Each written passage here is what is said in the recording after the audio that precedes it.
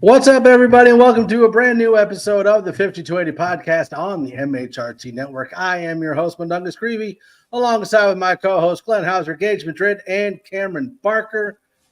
We got a good show for you. I think we're getting ready to go into the first game of the year with the Raiders. We're going to do some season predictions, but first things first. I said a lot of first. First, and first things first. And first. How's everybody doing? Doing good. Yeah, doing well. We had a great 3-day weekend. There was obviously everybody saw on Twitter, there was the pickup football over on Saturday, and we played with Denver Broncos legend Cody Latimer. So that was a blast to get the chance to see Cody. Did you see Cody's back mainly, or just did you see his face? Or? No, he played quarterback. Oh, okay. He couldn't play. Yeah, Yeah, Brandon Perna tweaked his ankle catching a touchdown pass from Cody Latimer. So, and I gotta say, there is a story where I caught a pass from Mario, and I was getting ready to run, and all of a sudden I see Cody running right at me. Oh! and because we had flags and everything, and I'm like, and so he didn't pull my flag. It was just like he basically just hugged me. It was like, I'm good. And then also, by the way, then you had Joey in the chat who had a Des Bryant moment, where it was an incomplete pass, but no, we had to rule it a complete pass. So I mean, the things that you wish that you were there for. So maybe we should have Joey chime in and really give a true review of Cam's performance that day. Maybe pull up every comment, Joey, I promise. Every single one. All right, so first things first, before we go any farther, I do have some sad news that I kind of want to give out there. Former 49ers, Commanders, and Chiefs quarterback Alex Smith, his 7-year-old daughter Sloan has undergone 2 surgeries for brain cancer, and right now the family's living scan to scan. So thoughts and prayers go out to her, to Alex, to their family. Never a good thing when a child has to go through something like that, especially being the parent, having to freak out and not really knowing what's going on. Having to go scan to scan like that. Obviously, we all remember him from breaking his leg and almost dying from said broken leg. But this is something that goes a little beyond that. So thoughts and prayers out to him. Yeah, absolutely. Not much going on as far as Broncos news goes. We got all the cuts done, we got all the additions done, but they did do some number switching. So I kind of want to hit this before we go into everything else. Traymon Smith went from 23 to 1. So that could be a sign. KG is not coming back. So what's funny is they were doing, the Broncos put out the tweet, and each page was the a jersey with the number on it, and I had no idea who Smith was. It took me a minute to figure out who he was. He's been so Cam didn't touch the ball. Joey says Cam didn't touch the ball when Joey covered him. So I mean, that's got to be PS2 locking Cam down. There we go. It's PS2 versus Muggsy Bogues. Which, by the way, before we finish any of the number switch, dude, PS2 on DNVR now. Oh my gosh, that's so cool. Huge. Yeah, it's I mean, great. DNVR was amazing to watch to begin with, and now that they've got PS2 added to the mix, just awesome. And it's not the only thing too. I mean, if you cross over to the Avalanche coverage, they added Eric Lacroix as well. So I mean, DNVR is just their stock is just going up and up and up, and it's so happy to see from them going from BSN Denver to now. DNVR it's really insane to watch unfold. And that's on top of them already bringing on Todd Davis. Right. So and Alexis Perry. And James Palmer is a regular contributor. I mean, they're just killing it. Okay, but is Alexis Perry full-time now, though, or was she just doing training camp? She is? Full-time. Yep. God. Must be nice. I'm jealous. Riley Dixon goes from 19 to 9. Which was his number, I believe, when he was correct. It was. And then Marvin Mims went from 83 to 19 once Riley Dixon gave it up. Fabian Moreau goes from 36 to 23. Jaquan McMillan goes from 35 to 29. And then Ben DiNucci goes from 6 to 11. Devon Key goes from 38 to 26. And Ben Neiman gets number 57. Now, and one more as well. Tim Patrick changed his number. Oh, yeah. He went from 81 to 12. Right? 12. His college number. Number. Well, and then they brought up the whole thing with McLaughlin not changing his number. And he's like, well, if you take all 3 numbers that he's worn to high school or like middle school, high school, and college, it all adds up to 38. So that's good. Okay. No, it's high school and the 2 colleges. High school and 2 colleges. Yeah. Yeah, I think McLaughlin is just the fun one where we all get wrapped up. We talked about it before, but like we all get wrapped up, about what we would like to see with the number. But at the end of the day, the number doesn't define who the player is, And so, I mean, I think for McLaughlin to see once again him take that humble route, and everywhere that he's gone and understanding too, like obviously he went through his calculations of the numbers he wore and a total up 38. But also understanding it had significance for Broncos, for the Broncos with Mike Anderson. And I think that there were even some fans that, were kind of hoping he would keep 38 because of the ode, if you will, to Mike Anderson wearing, 38 and everything. So it's good to see. Yeah. I think 1 would have been pretty cool. Mm-hmm. Well, I know there were the some people that were a little upset that Draymond is the one. Well, I was going to say, I will say this. It may not be long before Draymond Smith, it's not a Bronco anymore. But I mean, so the one might still be available. Yeah, sure. Yep, he's number one on the cut wire. maybe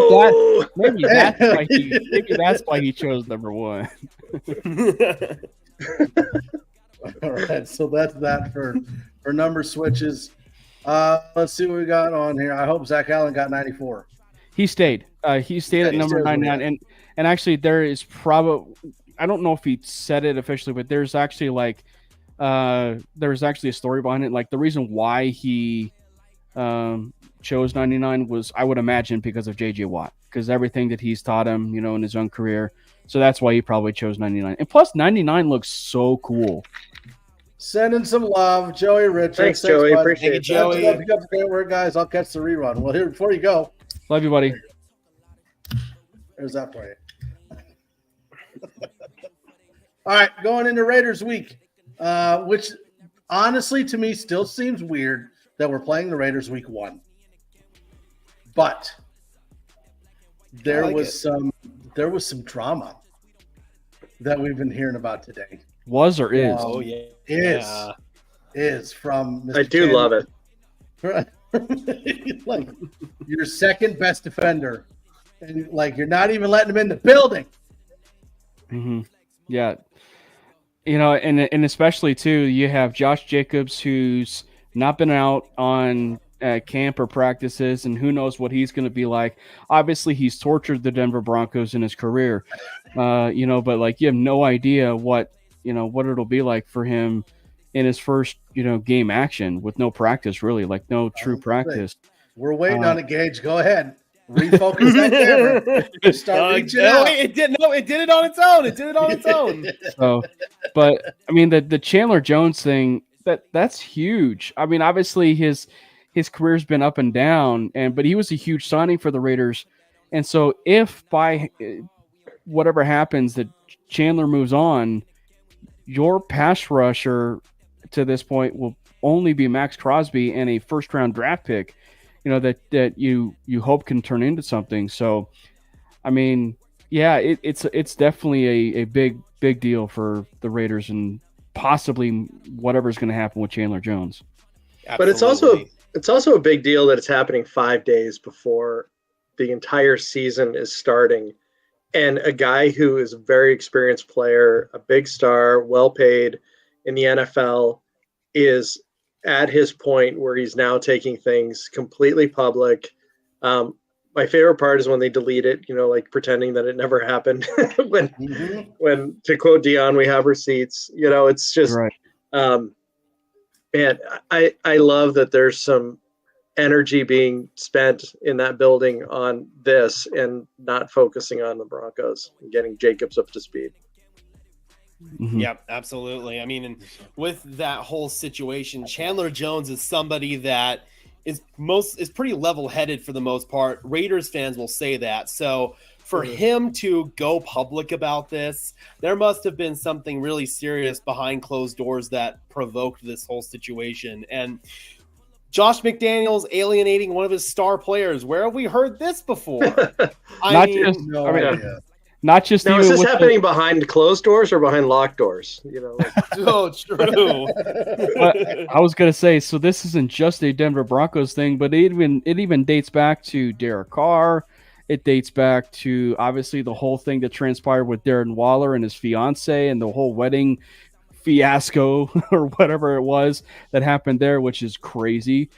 So the fact that Josh McDaniels is doing exactly what we all had predicted, if you will, about truly tearing that franchise to the ground.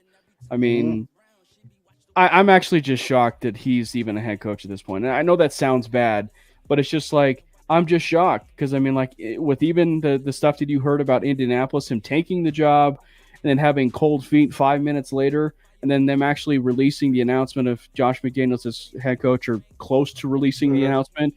They released it. And it was out there. Yeah, and then he backs out and says, "Oh no, I'm sorry. No, I'm good. No, and so it's just like there's just no integrity with the man. I mean, if you're to use one sentence, there's just no integrity with the man. I highly encourage you guys to go check out the video that 5 Point Sports did. It's called "The Biggest Snake in the NFL." I mean, such a well done documentary style video that really broke down everything from Josh McDaniels' horrific train wreck of a run here in Denver to everything that transpired in between to now in Las Vegas. I mean, what he did to guys like Derek Carr last year, Darren Waller airing out his personal business like that.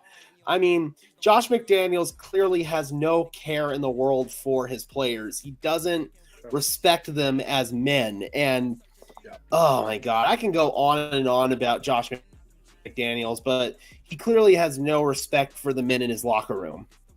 Yeah. To throw Derek Carr out last year, in the fashion that he did, where he did not even get to complete the year with his teammates after leading that franchise.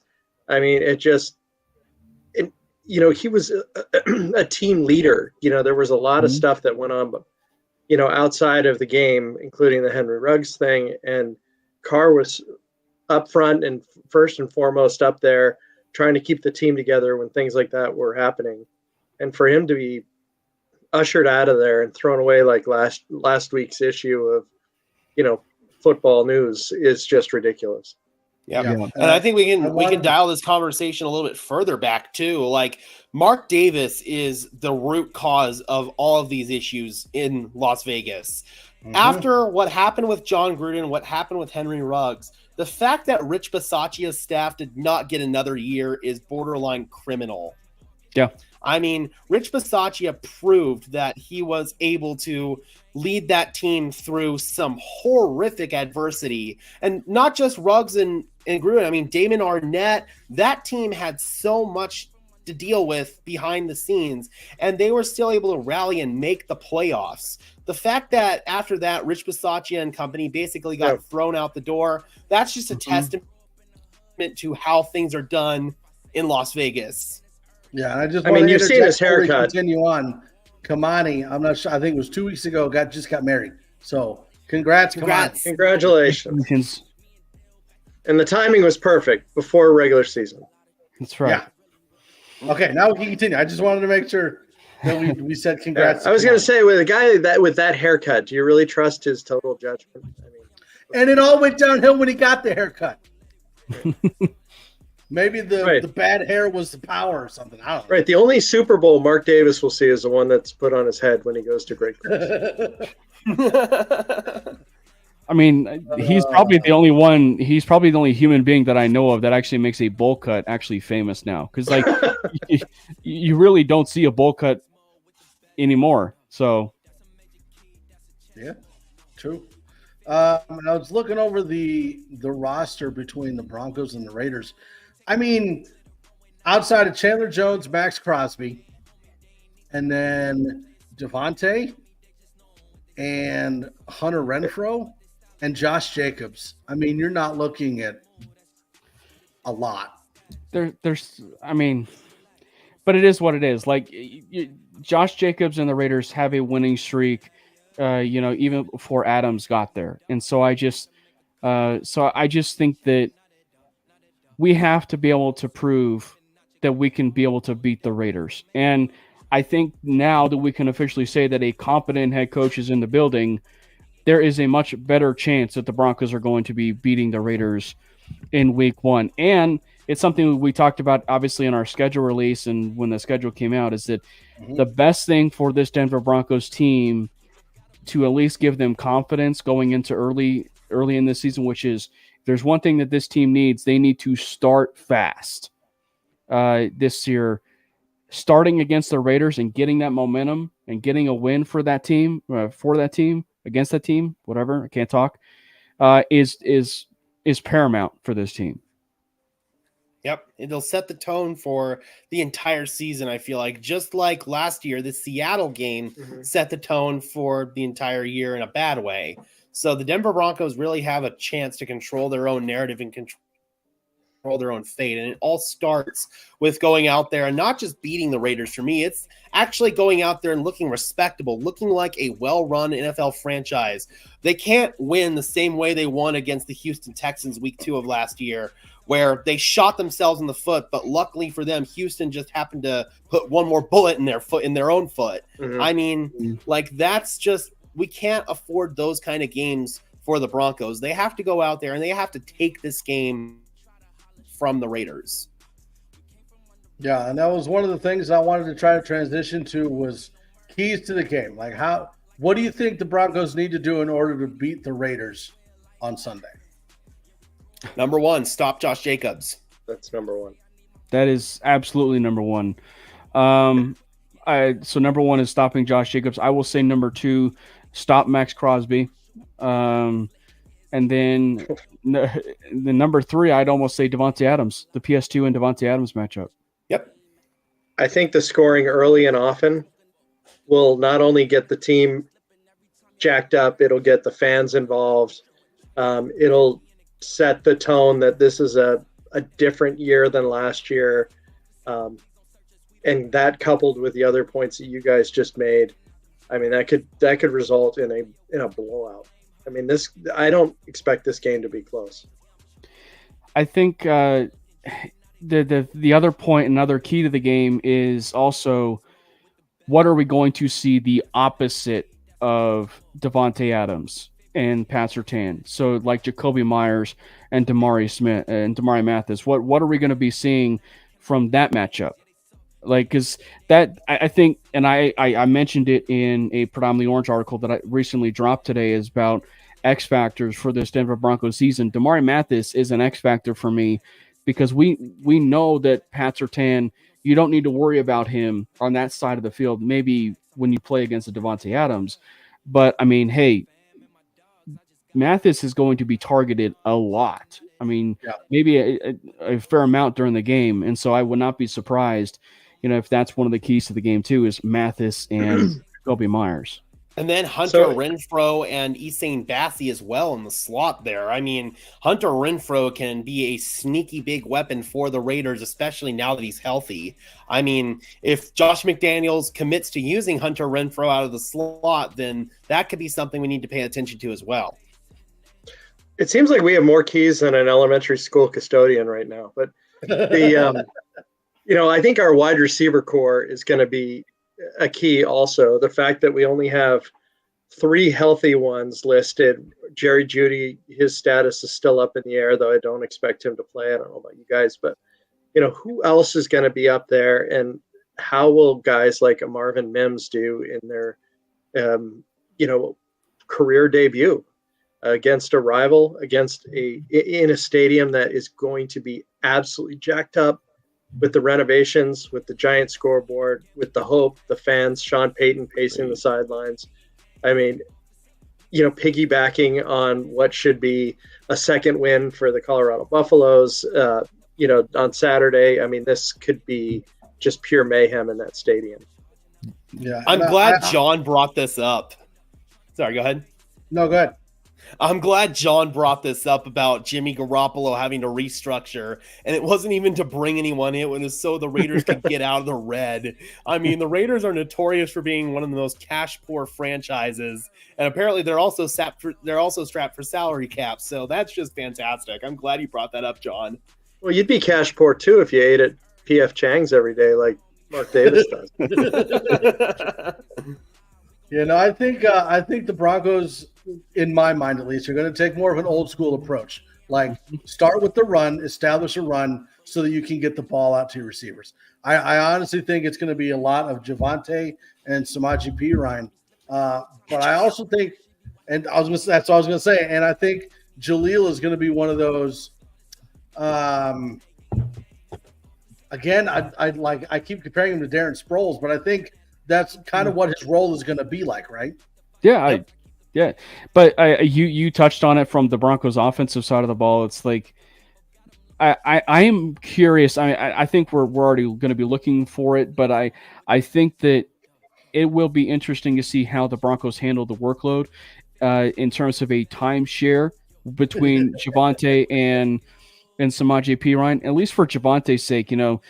We saw what he did in the preseason, but now this is when the full workload starts to ramp up a little bit for Javonte. And so having a timeshare to begin with Perine makes total sense in the world. And frankly, even sprinkling in Jaleel in the first part of week 1 is, I think, definitely something that is worth seeing. Marvin Mims, I'm curious about him. You touched on him, Glenn. Like, I think that he's a player that, with the limited wide receiving core, he's that type of player that can take the top off of a defense. And so he's the guy that maybe he's in there for the deep shots and, maybe some of the underneath throws that maybe, for since Jerry Jeudy may not make it, he's a player that can probably be that kind of guy for a safety valve for Russ.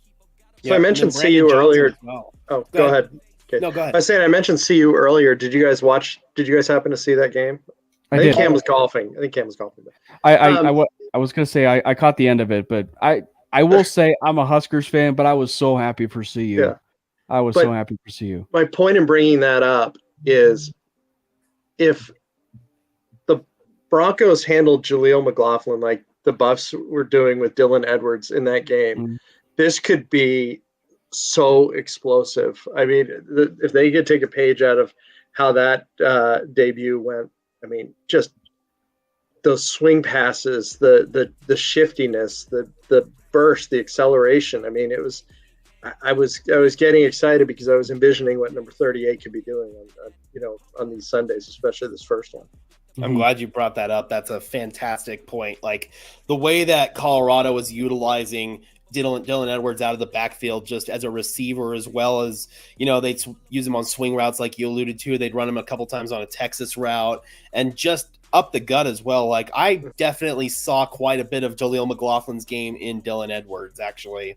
Well, I was going to say that's something we touched on before with Jaleel is like he's a player that if you want to carve out a niche with him early on, those types of passes like a Kamara out of the backfield and just intended for him, like those, like those angle routes or the Texas routes or whatever, or maybe even just a swing to the outside that's just intended for him. Like it's just a very unusual halfback screen, but that's exactly what it would be.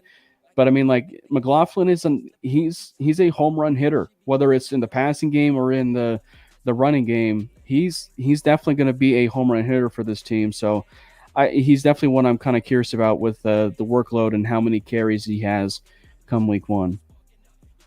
I was anticipating somewhere maybe around 10 touches, like maybe I don't know, 5 or 6 carries and the rest is opportunities to catch passes out of the backfield.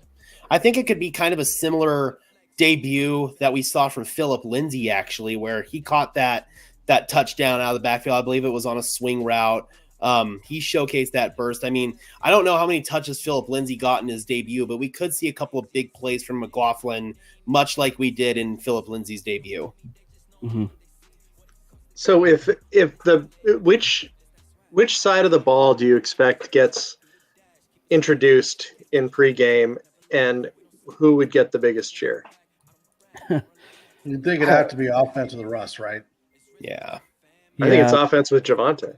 I will say it has to be the offense. I would say offense, especially too when you factor in Russell Wilson now with Sean Payton, Javonte. It has to be the offensive side of the ball. Yep. I mean, they'll probably have they'll do a big thing probably for Javonte coming out of the tunnel, and then obviously the grand finale will be Russell Wilson running out of that tunnel, and at quarterback from Wisconsin. Right. Yep. Yeah, Mr. Took Your Soul did reference that the Raiders. It was just revealed that that's say porn. No. Darn. That's not like a license plate where you interpret it. I wonder. Yeah. Mr. Took Your Soul, it was referencing the Raiders' worth. It was just announced that their franchise worth is over $6 billion as of this point. I don't know where the Broncos stand. Obviously, the franchises have gone up in value, but as of now, I mean, Raiders over $6 billion, and you can thank that new stadium for assisting with that for sure. Mm-hmm. Oh, got it. Prawn. But again, and I think we've established this over the years. Obviously, we are very Broncos biased, but we don't try to insult and demean other teams, right? Obviously, I am in the belief that the Broncos are going to mollywop the Raiders. Mollywop. You heard me. But that's because I'm a big Broncos fan. But I do believe that Devontae is going to cause a problem. I still believe that Josh Jacobs is going to cause a problem. But I do still think that Garoppolo is a downgrade over Carr. And I don't think that the Raiders' secondary has enough to cover, even with Jerry Jeudy being out, if he is. I still don't think that the secondary has enough to cover the weapons that we are putting on the field. Yeah, and I think one of the things, now this is with Derek Carr at quarterback, but I think one of the important things that this Denver Broncos team needs to do also, as far as the key to the game, they have to get after the quarterback. One of the things that was not a measure of success against the Raiders was getting after Derek Carr. And Derek Carr is obviously a very different quarterback than Jimmy Garoppolo, but they have to be able to create pressure. The dink and dunk offense for some reason has been so successful for the Broncos or against the Broncos in the past.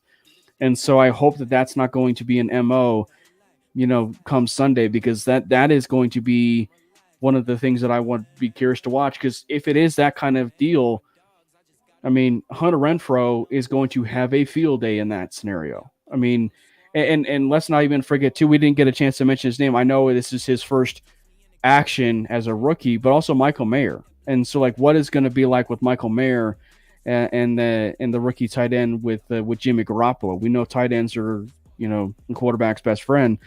Who knows what Mayer is going to be showing up for this team. So they definitely have some sneaky weapons, but no, they have to be able to create that kind of pressure on Jimmy G, because we know that if you put pressure on Jimmy G, he's running, in the back of the end zone, getting a safety and throwing an interception to a pass rusher who takes it in for a score.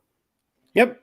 Jimmy Garoppolo crumbles like a deck of cards, man. And as Derek Carr, we don't really think of him as a mobile quarterback, but Jimmy Garoppolo, he's even less mobile than Derek Carr is. So I feel like if we can make Jimmy Garoppolo uncomfortable back there in the pocket, then he will crumble.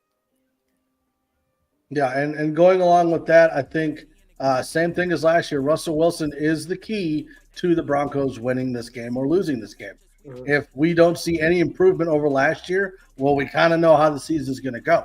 I don't think that's going to happen. I really do firmly believe that Nathaniel Hackett was a very big problem for the Broncos, and I think Peyton will fix that. Do I think that Russell Wilson is going to be back to like 2013, 2014 Russell Wilson? No. But I do think that he can have – I do think he can be in the top 10 of quarterbacks this year. Yeah. And I think one of the things that I would be curious to know is how good will Russell Wilson be? I mean, if you actually look at it from the game, I think against the Raiders this last year, in the first half, he played pretty well. Like it was in Allegiant Stadium, if I'm not mistaken, and he played pretty well in the first half. But then after that second half was when things just tore apart. So I would definitely be curious to see how he does, and especially with the fact that he's lost at least 15 pounds. He seems decisive. He seems like Sean Payton has really, kicked his butt, if you will, and really kind of turned his focus as far as, it's game week, and every single day, every single, game is game week. And so when you have that kind of focus, I think Russ is going to be definitely recharged and, revamped. And I definitely agree. You're going to see a new Russ for sure. Sorry. Yelling at your kid. My dog. Bwana Beast, how often should Jonathan Harris be in the game? That's a random question. That is. Cam, go. I don't know. I honestly don't know that answer. Here we go. I have a theory on this. Like, I'm thinking probably mostly when the defense is in a 5-man front, because I think on the interior in a 4-man front, it's probably going to be Zach Allen, DJ Jones. So whenever they want to go with a 5-man front, then I'm thinking that's probably when we'll see John Harris in there. And one note, by the way, with him, he prefers John, not Jonathan. I guess Jonathan is like his father or something, but he said he prefers John Harris. I'll just say Jay Harris. Jay Harris. But yeah, that's something he actually kind of like went on an interview and like said, please call me John. Apparently it was an interview that none of us saw except you. Professor Orange and Blue, who scores Denver's first points? I think it's going to be Jimmy G stepping out. That would be great. That would be funny if that was actually true. I'm going with Dulcich. Jimmy G pick 6. Dude, I'm going with McLaughlin. Yeah, I'm going with Greg Dulcich. I will say Cortland Sutton. I'll say Cortland Sutton. I'm going to say Javonte. Not Samaji. No. I think they want to get Javonte a score against the Raiders, man. Against the team he got hurt against. I think they want to get him in the end zone in that one. But I also wouldn't be surprised if it's McLaughlin either. Watch it be Will Lutz. Right. Well, that's fair enough. We can contain this to first touchdown. I'm thinking like Denver gets into the red zone and then it's like a screen pass out to Jaleel or Dulcich or something like that. That's kind of where I was going. I love the Javonte touch though. I may steal that. I don't know, but I do think that type of gesture is important to a guy like Sean Payton. I do believe that behind the scenes, that is something he thinks about, and the boost that would do not only for the player, as well as for the team and the fans themselves. And it's funny. It's actually par for the course of what we had seen this year, like in some shape or form, because Jerry Jeudy has the drop. It's fourth down. And then the play before or the play after that was the key fourth down. They throw the pass to Jerry Jeudy, and he breaks the dude's ankles to next week, and he scores the touchdown. And then you have, what is it, Javonte? To where he had the drop on the screenplay, but no, he decided to throw it to Javonte on the pass where it was a scramble drill for Javonte, and he caught it, and. But you obviously saw Javonte run a fair amount. But I mean, so it's definitely par for the course. So I mean, it's just like if he sees where Javonte's the hot hand on that first drive, and even if we're in the red zone, I wouldn't be surprised if he gives it to Javonte. Yeah. Professor Orange and Blue says Javonte goes off for 150 and 3 tutties. If Javonte does that, he better be NFL Player of the Week, AFC Player of the Week. Yeah. MVP. Okay. So what I want to do next is we got about 20 more minutes. Let's go down the schedule and do schedule predictions, win-loss. And I'm going to keep track. I got it all here on my phone. I want to keep track of what everybody says. So let's start, obviously, with the first game the Sunday. Raiders or Broncos? Who's winning that game? That's a dub. That's a dub, baby. Club dub. Club dub? Club dub, baby. All right, everybody with the dub on that one. All right, second game against the Commanders. I've got us losing that one. Wow. I'm going 2-0. Go ahead, Gage. I'll tell you why. I'm worried about the offensive line against that Commanders defensive line. I'm worried about Jonathan Allen. I'm worried about Daron Payne. I'm worried about Montez Sweat. I'm worried about Chase Young. I feel like the offensive line could crumble like a deck of cards. And I mean, things could go the converse, and our D-line is able to get constant pressure on Sam Howell. So I feel like whichever defensive line dominates, that's who's going to win. But right now, I have to give the upper hand to Washington. I mean, they do have a crazy defensive line, but I think overall, just the matchup would suggest to me that the Broncos walk out of there 2-0. I'm saying dub. But I think the game will be a lot closer than people think. Oh, I think all these games are going to be close. I think if we're gonna blow out any team, to be fair, it's the Raiders. We're just throwing that out. Like all? I think all of them will be close. Yes. Yep. I'm going to give you a spoiler here. A lot of my wins are going to come later down the line. You suck. So don't hate Gage quite so soon. He'll redeem himself later on. Yeah. Week 3 against the Dolphins. I have us losing that one. So do I. Mm-hmm. It's gonna be hot. It's gonna be humid. It's gonna be Fangio, Bradley Chubb going against the old team. So I'll gladly take 2-1. Well, you're 1-2. You're 1-2 right now, though, Gage. I am, but if it goes the other way, I'll gladly take 2-1. The linebackers are. Gage has more L's than Will Lutz. Yeah. Well, Will only has 1 L though. That's what I mean. You have 2. Yeah. Week 4 against the Bears. Dub. Another Bronco win. 3-1. Say it right though. Da Bears. Bears. All right. MVP. Go ahead. Let's just say MVP candidate Justin Fields. MVP candidate running back Justin Fields. Wow, Clayton's got us 3-0. He got us winning against Miami. I like Clayton. Ooh, Clayton is like the eternal optimist. Now he's got us 4-0 because he's got a dub against the Bears. The Bears. All right, next game. This is going to be a big one. It's against the Jets in Week 5. Wow, you got to win against the Jets. Win, baby. That atmosphere is going to be absolutely ridiculous. Probably because Mundungus and I will be there, and Gage too. Sean Payton physically cannot afford to lose that game. Totally true. Like he poked the bear, he talked the shit. He cannot lose that game.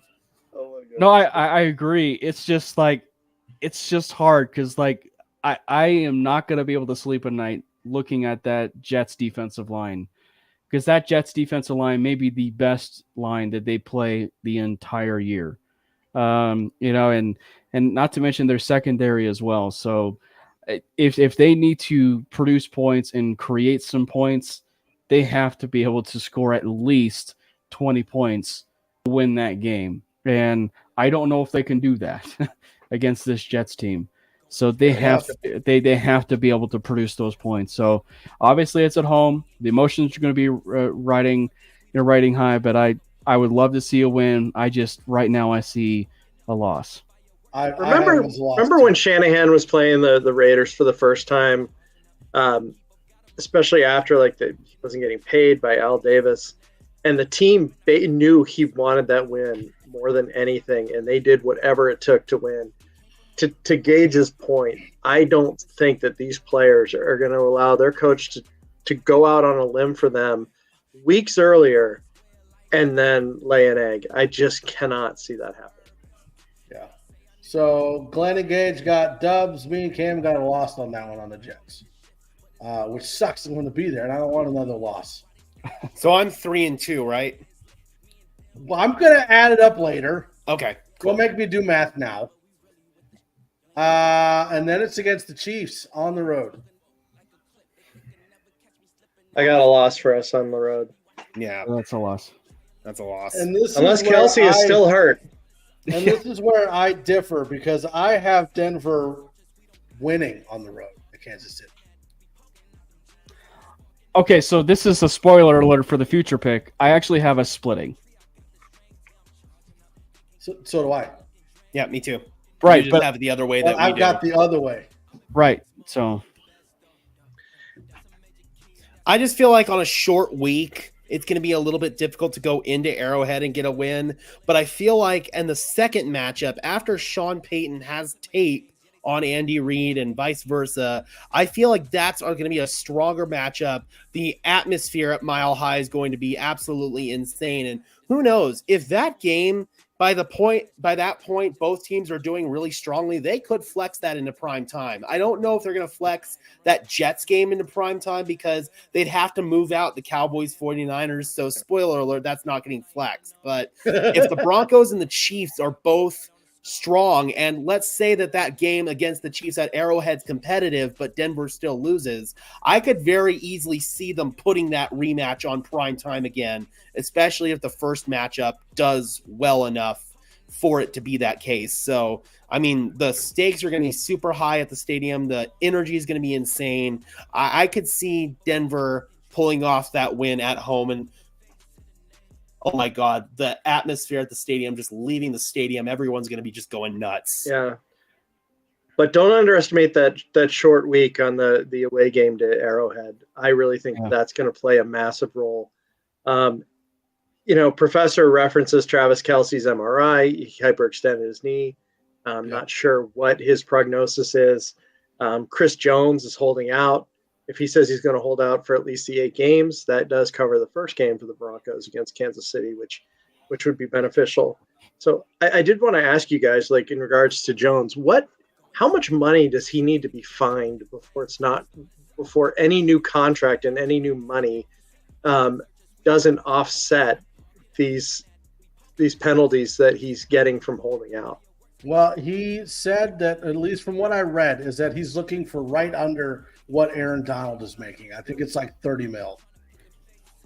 yeah, which isn't a lot. Which isn't a lot. But I just think in terms of like being the upper echelon top defensive player, but he deserves definitely the 30. Yeah. No, my way of thinking is we win at Arrowhead because we lose against the Jets, right? Emotions are running high. I don't think we lose back-to-back with Peyton, so that's why if we lose against the Jets, we win against the Chiefs. Okay.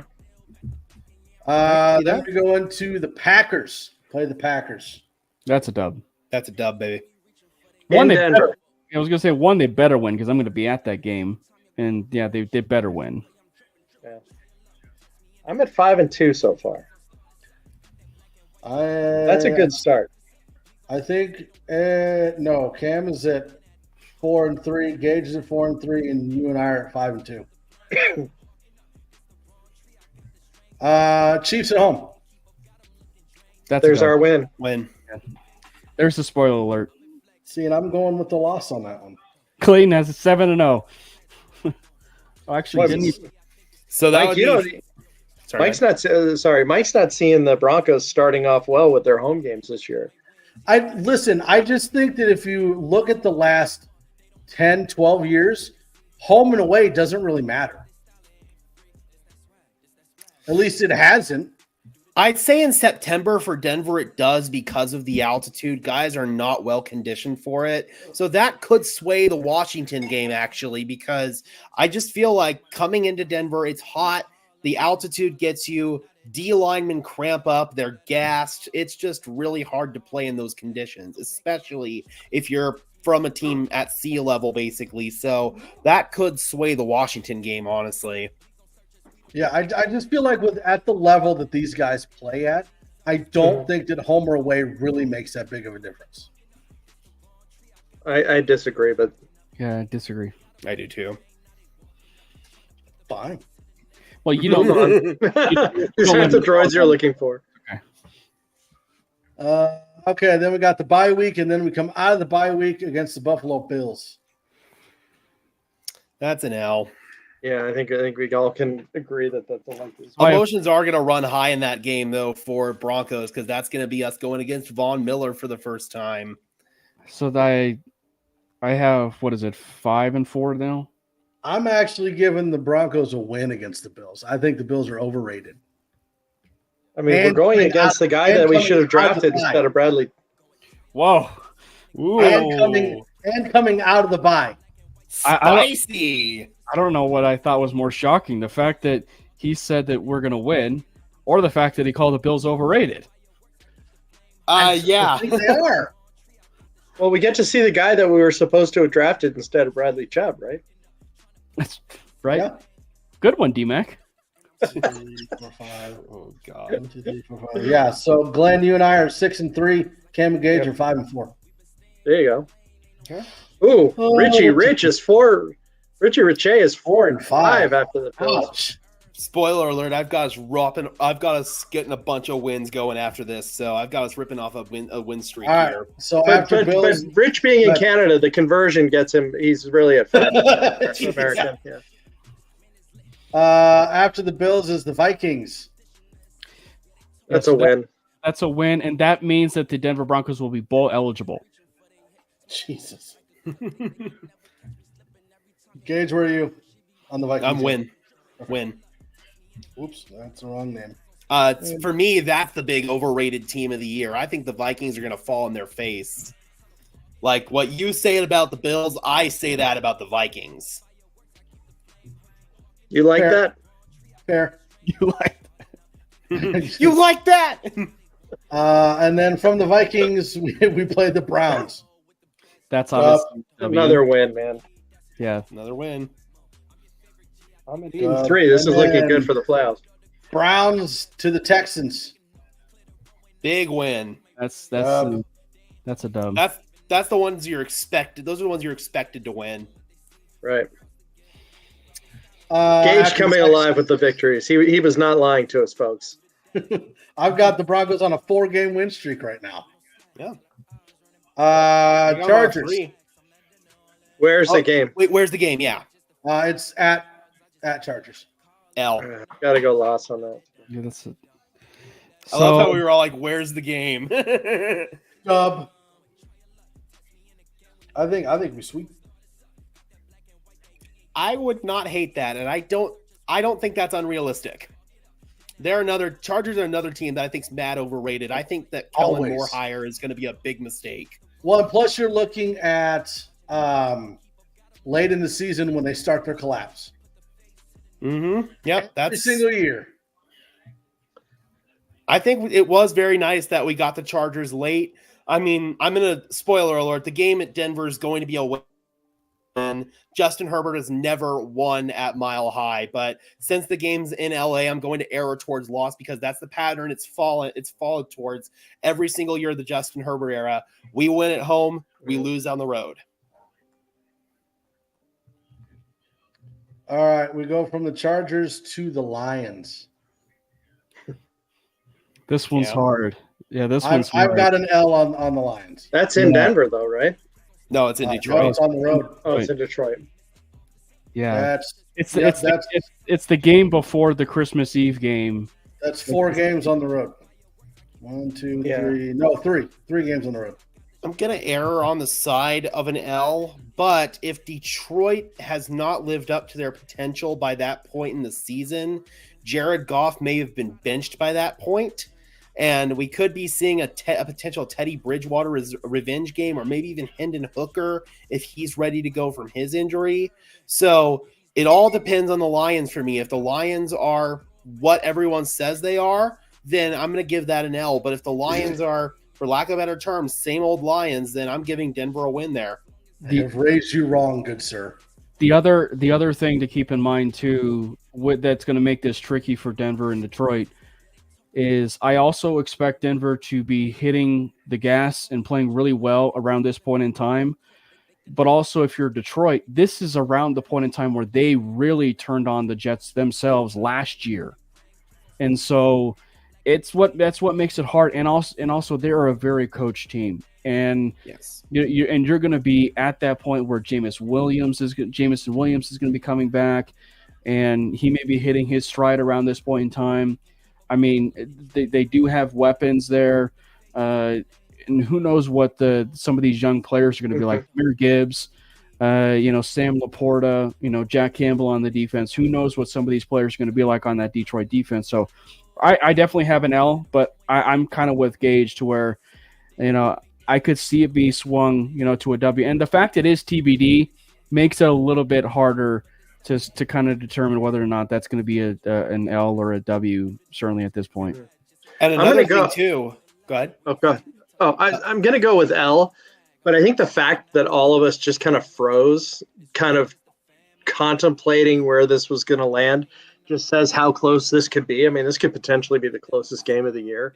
I got to go L just because of it being in Detroit and the fact that I have so many wins already for the Broncos. I'm at 9 before this game.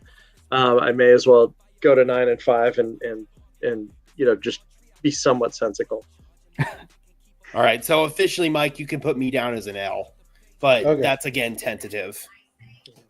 And then from the Lions to the Patriots, that's a big dub, baby. Christmas Eve dub.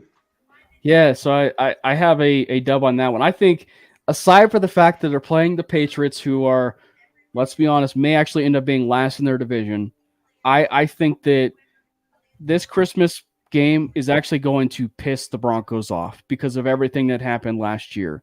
And so I think, especially with Peyton here, you will see a big win for the Broncos on Christmas. Christmas Eve. Great, yeah, Christmas Eve, yeah. Yeah, that's gonna be such an awesome atmosphere. We're gonna be wearing our white helmets. I'm hoping that it snows that night. I haven't been to a snow game yet. I want to so bad. Mm-hmm. The Jets game is a snow game too. It is. Yep. The snow cap game. Yeah, those are the two. Yep. Okay, and then we go to the Chargers, or play the Chargers. It's at home. Win. I have a win. In fact, I think I would be curious with the Waltons, what they'll do with the New Year's Eve game is since it's at home and it's against the Chargers, I would not be upset if they did fireworks after the game because it's New Year's Eve. That'd be cool. And it is on New Year's Eve? Mm-hmm. Hell yeah, I get a birthday game. Let's go. Mm-hmm. And then, okay, so everybody was a win on that one? Yeah. Yes. And then Raiders. Win. I think we sweep the Raiders. Yep, I have us sweeping the Raiders. So I have us at 11-6. Yep, so Cam and Gage are at 11-6. Glenn's at 12-5, and I'm 13-4. How'd you get to 13-4 with all those losses, man? I didn't have a lot of losses. Y'all did. I told you, man, we're going to struggle a little bit out the gate, but we're going to figure some things out as we get down the line, man. And I feel like the schedule makers were pretty kind to us, giving us some of our easier opponents later in the year. Mm-hmm. But a lot of mine depends on the beating the Chiefs at home or beating the Chiefs on the road and then beating the Bills. So, but the important thing for the division is they have to go 4-2. Like they have to go 4-2 in division, and whether that is you can't really sweep the Chiefs, but they have to find a way to either sweep the Chargers or sweep the Raiders. And with the Chargers and with where they're at, it's a little bit harder, obviously, to sweep them. But it is worth noting that the Broncos have had the Chargers number and not the Raiders number. So, I mean, if you're erring on the side of betting, it's way easier probably to bet on the Chargers game and sweeping them than it would be the Raiders. But I think right now, and with where things, I think the Broncos go 4-2 in division. So let's take a guess. Who can get the closest? When was the last time the Chargers swept the Denver Broncos? 2017. Oh, it's further back than that. Later than that. Way later than that. Or way further back. Like 2009? Philip 2010. Philip Rivers only had 14 kids at that point. Yep. Only 14. No, it was 2010, the last year of the Josh McDaniels era. That was the last time the Chargers swept the Broncos, the 4-12 season. Yet they get so much love. So, so at worst, so Mike's at 13-4. I'm 12-5. You guys are at 11-6. I mean, with all those predictions, we're looking at least a wild card berth. Mike could be potentially a division winner at 13-4. I mean, that would be spectacular. I'm optimistic. Yeah, maybe I'm going to go through and predict every single game of the season. I'm probably going to actually do that like tonight or tomorrow because I don't have that much time to do it now. But I'll go through and I'll see what the playoff standings are. But I believe the Broncos will go 11-6. Yeah, Nice. you know, and we are going to be doing our predictions as far as like, you know, who wins each division, the AFC North, AFC West, et cetera, and the AFC and NFC tomorrow on Mainly. And then we'll also do like award predictions, like, you know, who takes home the certain awards and hardware. But one of the things that I was going to say is that the Broncos have to find a way to win 10 wins. Now, granted, the thing is, like, even if you win 10, that's the other thing is if you win 10, there is no guarantee you're going to the playoffs. So that's why you have to at least win 10. And that's just because of the vaunted AFC that you're in. So they have to absolutely find a way to win 10 at the very least this year. Well, and this is the part that terrifies me. Like every good team, not great, but good, every good team should be expected to have at least one upset win on their schedule, right? And that's like the part that terrifies me is that Denver goes and wins against like the Bills, but then we drop one against the Texans or the Browns or something. That's what terrifies me. Mm-hmm. Because attitudinally, that would be like losing 2 or 3 games. I mean, the damage something like that can do to a team and take any momentum, any hope, it just really knocks you down. Think about it from this vantage point. I mean, I was going to say, didn't the Broncos play the Raiders after Jacksonville last year when they came from London? Did the Broncos play the Raiders after Jacksonville when they came? Yes. So if you go and you translate to what you guys are talking about, it's like it's the correlation of that. Like when you go win a win, your first win, or if you will, against the Jacksonville Jaguars, and then you go and play and have a lay an egg performance against the Raiders that following week when you had all that momentum, that's disappointing. Now, I think the one thing that the Broncos have in their corner is something that they did not have in their corner for the last, 6 years, if you will, ever since Kubiak left, and that is a stable head coach. That's the one thing this Denver Broncos team has, is a stable head coach. And that's the one thing that, if you have a scenario like that, you know that it's going to be a lot harder for scenarios like that to happen. And if you go and look at Sean Payton's history, he wins games that he's supposed to win. He'll drop games that are like challenging opponents for sure, but the games that the teams are supposed to go out there and take care of business, his teams go out there and they take care of business against those opponents historically. So I'm confident that Sean Payton is going to have the team prepared to go out there and take care of business against those layup opponents, if you will. 2014 is the answer to that question. Interesting. Okay. I would have thought it would have been more recent than that, but So the last time we won on the road against the Raiders was the Super Bowl season, but that year the Raiders came in to Denver and beat us. That was the Khalil Mack 5 sacks game. So yeah, 2014, that was the last time we swept the Raiders. That was that was Derek Carr's rookie year. Yeah. October 2015, we won 16-10. Yep.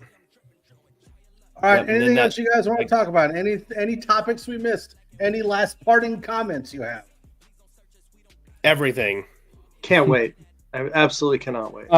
I was going to add this. So when we talk about how successful the Broncos will be at the latter part of the season, something to keep in mind here is that from October to June. Well, let's just start with this. From September, his win-loss record in his career is 27-23 in September. But from October to January, this is finishing out the season. Sean Payton is 125-66 from October to January. So keep that in mind. So don't get upset if we lose in the beginning. Yeah, exactly. And one other thing to add is we've had 2 receivers this week reference the fact that it's been fun seeing how the playbook has finally been opened up after the preseason, and the game, and seeing the game plan is really pretty exciting. And Cortland Sutton and Brandon Johnson both reference the fact that the layers are being peeled off of the onion right now, and the players are now seeing the full playbook that they're going to be able to tackle in these game plans. I for one cannot wait. Yeah, it's been so bad over the last 7 years. I'm excited to see a screen pass, and I'm excited to see proper timing. That's where I'm at right now. I was going to say those Greg Dulcich tight end sweeps are going to hit like pop rocks. Pulling from the CU game once again, because it was just such a spectacular effort. One thing that really stood out for me as well with that was the fact that Shadur Sanders was behind the center with 25 seconds, 22 seconds, 30 seconds. They did not waste any time, and I think that is something we are going to see the Broncos be doing, because Sean Payton is so adamant about you don't give yourself any options if you don't leave yourself any time behind center. We're going to get those plays in, and our guys are going to be ready, and that's going to be the fun part, watching how things change up, watching Russ's brain work. It's I just can't keep saying it enough. I cannot wait for Sunday. I think it's going to be an absolute beatdown. I don't think it's going to be a close game. Yeah, I think the one thing that makes you excited, and this is the one thing, being an eternal optimist, the games that really pissed you off as a player, knowing the fact that you have Sean Payton, there's a lot of those games like on this schedule. There's a lot of those games on the schedule. The Christmas Day game, the Christmas Eve game, even though it's not against the Rams, it's a Christmas Eve game where you don't want to lay the egg that you did last year. So that's going to piss them off. The Raiders, the Chiefs, the Chargers, every single divisional opponent. And now with the fact that they had a competent head coach now, who's not going to say Tugalicious, every fifth word. You want to make sure that you are putting your opponents in the dirt and basically proving that you are the more superior team. And I think that for the Broncos, I would not be surprised if we did see those cases where you did, win a game where they probably shouldn't have or something. Hence the Kansas City finally breaking the streak and finally breaking the Raider streak, and not just breaking the Raider streak, but sweeping the Raiders this year. I'm surprised the Patriots actually didn't hire, Hackett, knowing that Robert Kraft is into Tugalicious as well. So to close it out, would anybody like to buy some full-blooded boxer puppies? Only 4 to go. I am a no on that one. So out there. What is this, swap shop all of a sudden? Yeah, there we go. But no, this is we appreciate everybody that's been here tonight. It's been a fun show. I love looking at the schedule and breaking it down, taking a guess to see what the Broncos can do. So I appreciate everybody that commented in there with your predictions. If you haven't already, go over to the MHRT network and check out every show on the network. We cover everything We've got Avalanche hockey on Mondays. We've got Broncos. We've got the AFC West. Buona Beast, John has a show now called CCF Podcast, which covers Colorado University, Colorado State, and it covers the Air Force Falcons that airs every Friday night. So make sure you check that out. It's a great show. And with that, we love you, Broncos. We love you, Broncos country. We love NFL football. I'm so freaking pumped to get football going. It starts on Thursday, and I'm watching it no matter what. So I'm excited. Let's get this thing going. Peace out. Even when you feel low, you can still go. Even when you feel slow, you can still go. Even when there's no hope, you can still go. I never answer to no, man, I still go. Go, go, go, go, go, go.